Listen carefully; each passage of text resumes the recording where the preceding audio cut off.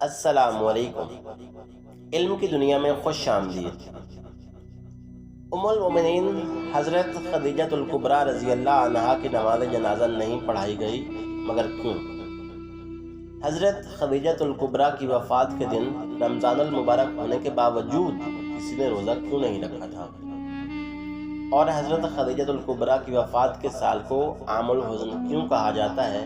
یہ ہے ہمارا آج کا موضوع۔ حضرت خدیجہ وہ پہلی خاتون ہے جنہیں قرآن مجید کی روح سے سب سے پہلے ام المومنین ہونے کا شرف حاصل تھا۔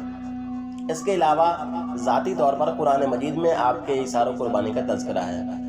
پیغمبر اسلام حضرت محمد مصطفیٰ صلی اللہ علیہ وآلہ وسلم سے شادی سے پہلے حضرت خدیجہ بہت بڑے کاروبار کی مالک تھے۔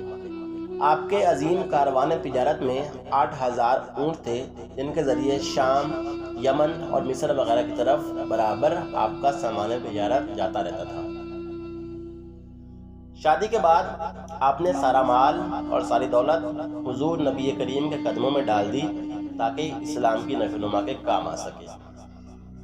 ام المومنین حضرت خدیجہ انتہائی بافضیلت خاتون تھیں۔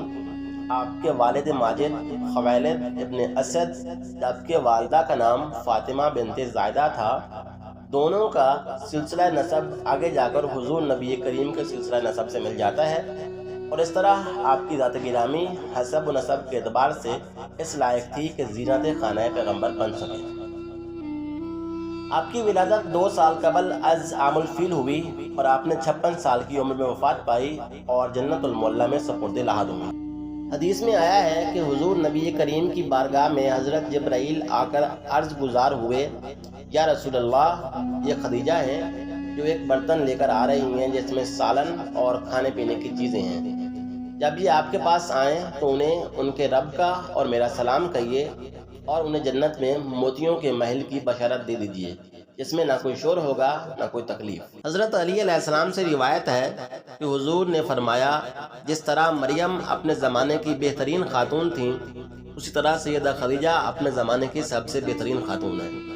اسی طرح حضرت عبداللہ بن عباس فرماتے ہیں کہ ایک دفعہ حضور نے زمین پر 4 خطوط کھینچے اور دریافت فرمایا کہ تم جانتے ہو کہ یہ کیا ہے؟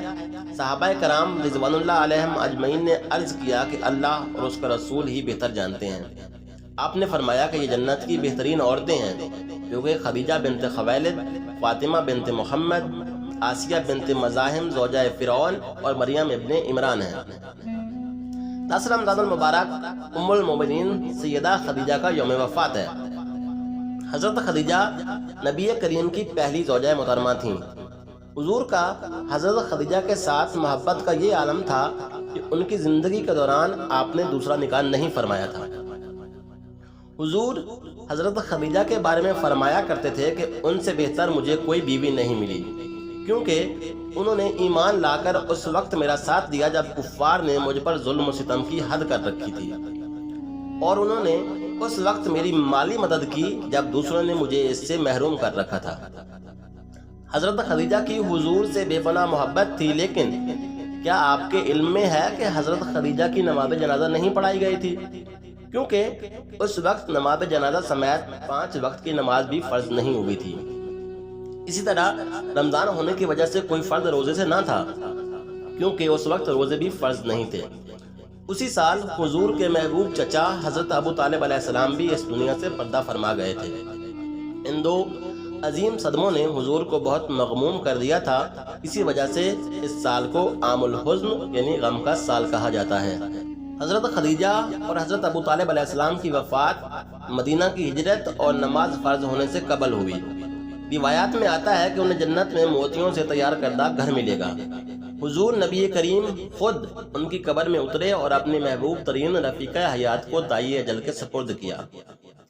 حضرت خدیجہ آپ صلی اللہ علیہ وآلہ وسلم کی پہلی بیوی ہیں۔ حضور نے ان کی زندگی میں دوسری شادی نہیں کی تھی۔